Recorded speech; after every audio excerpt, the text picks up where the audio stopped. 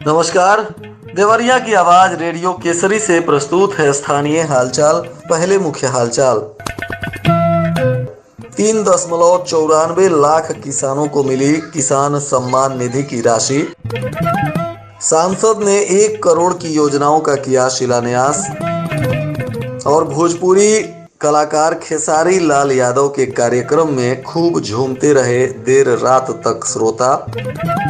1.73 करोड़ की योजना का भी मंत्री ने किया लोकार्पण। और पुराने अस्पताल को ध्वस्त कर बनाया जाएगा क्रिटिकल केयर यूनिट। स्थानीय हालचाल के इस अंक के साथ मैं निकेत मिश्र। अब हालचाल विस्तार से।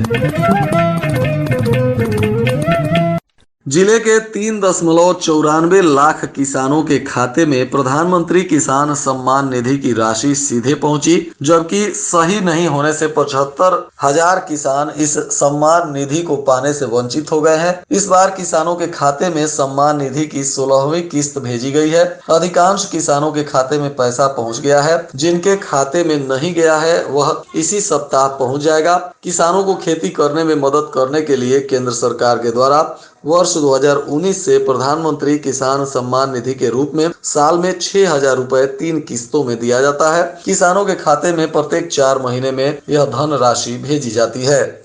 इधर श्रीरामपुर थाना क्षेत्र के चकिया कोठी स्थित मैदान में गुरुवार की शाम को भोजपुरी के स्टार खेसारी लाल यादव अपने अंदाज में पहुंचे। इस दौरान उन्होंने मंच से गीत संगीत और नृत्य के माध्यम से लोगों को झूमने पर विवश कर दिया। मंच पर आते ही उन्होंने माइक संभाल कर क्षेत्र के नौजवानों को संदेश देते हुए कहा कि मैं आप ही की तरह गरीब घर में पैदा हुआ बालक हूँ। गरीब घर में पैदा होने से कुछ करने का अवसर मिलता है। राम वन गमन से लौटने पर ही पुरुषोत्तम कहलाए। उन्होंने गीतों का आरंभ गणेश वंदना और देवी गीत से किया। उनके देवी गीत माई के लागल बा निमिया के हवा जैसे गीतों से उन्होंने लोगों को झूमने पर मजबूर कर दिया। इसके साथ ही देर रात तक चले कार्यक्रम में श्रोताओं ने पूरा आनंद उठाया।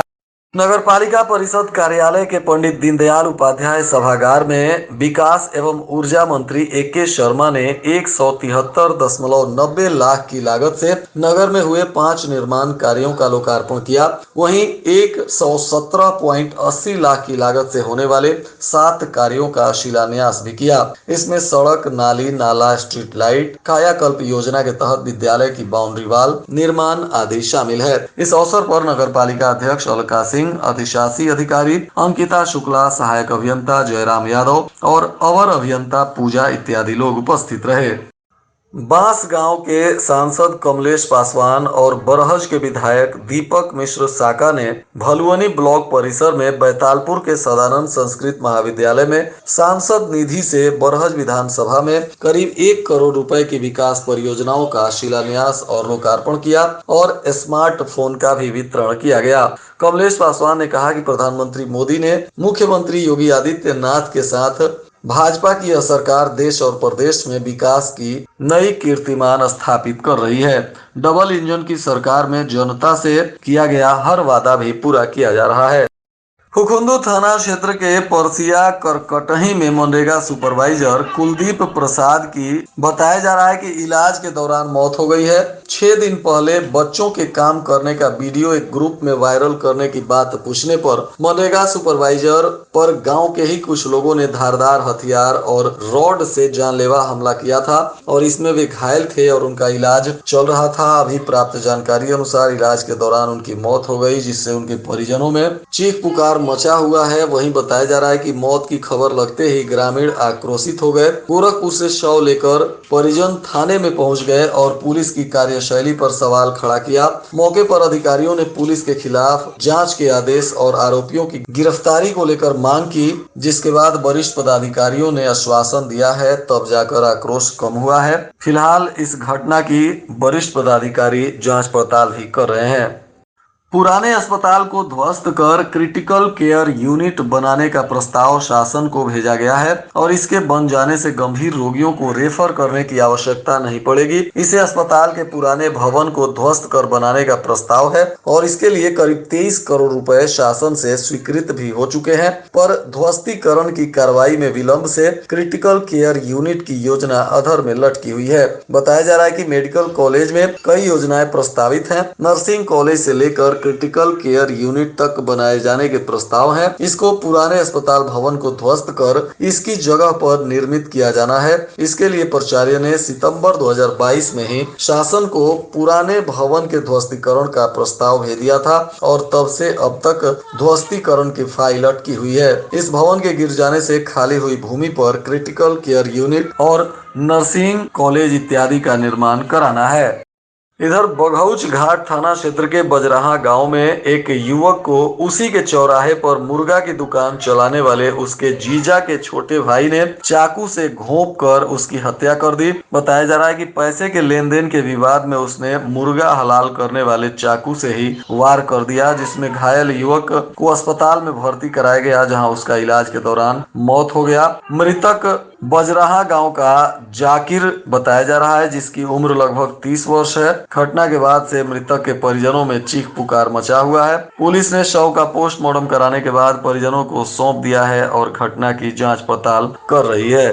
मौसम बदलने का असर बड़ों ही नहीं बच्चों पर भी स्पष्ट दिखाई दे रहा है। मेडिकल कॉलेज की पीडियाट्रिक इंटेंसिव केयर यूनिट से लेकर बच्चों के वार्ड तक सभी फुल बताए जा रहे हैं। चिकित्सक और पैरा मेडिकल स्टाफ दवा करने में जुटे हुए हैं, पर बच्चों की संख्या कम होने का नाम नहीं ले रही है। महर्षि देवराहा बाबा स्वशासी राज्य चिकित्सा महाविद्यालय में कुछ बेड पर 2-2 बच्चों को भर्ती किया गया है, जहाँ उनका इलाज चल रहा है। वहीं पीआईसीयू के 15 बेड और जनरल पीडियाट्रिक वार्ड के 20 बेड को मिलाकर कुल 35 बेड पर 47 बच्चे भर्ती बताए जा रहे हैं। एक बच्चे की आंत फंसने के चलते चिकित्सकों ने बीआरडी मेडिकल कॉलेज रेफर भी किया है।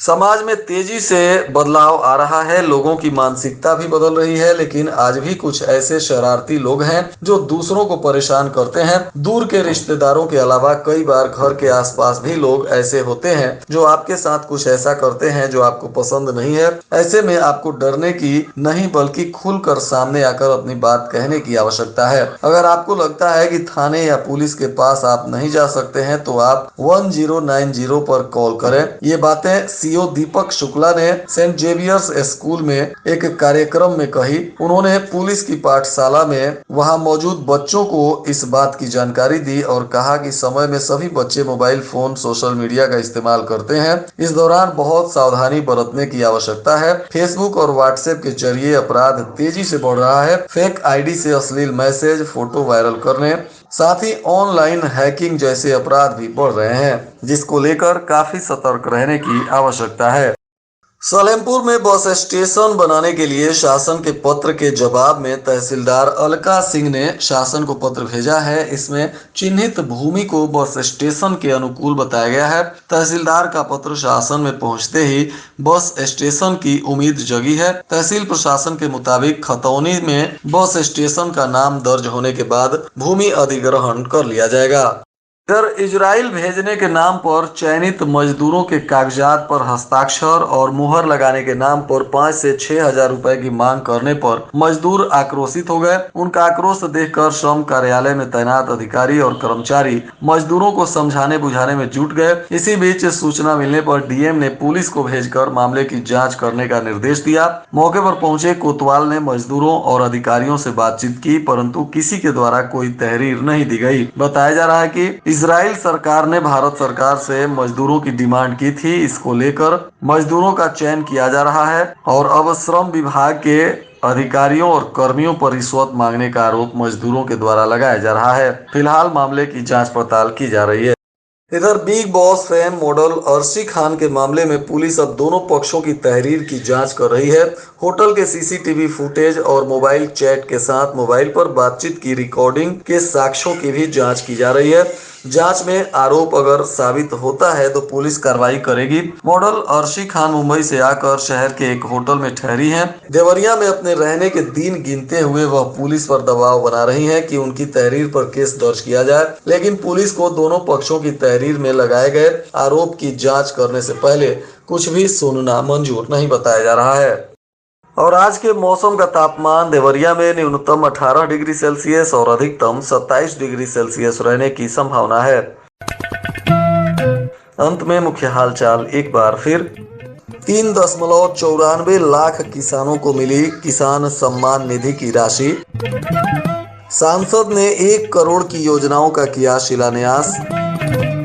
और भोजपुरी कलाकार खेसारी लाल यादव के कार्यक्रम में खूब झूमते रहे देर रात तक श्रोता।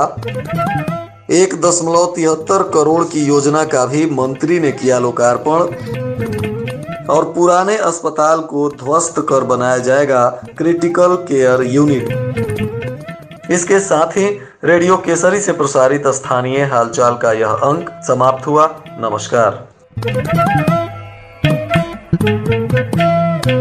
Thank you.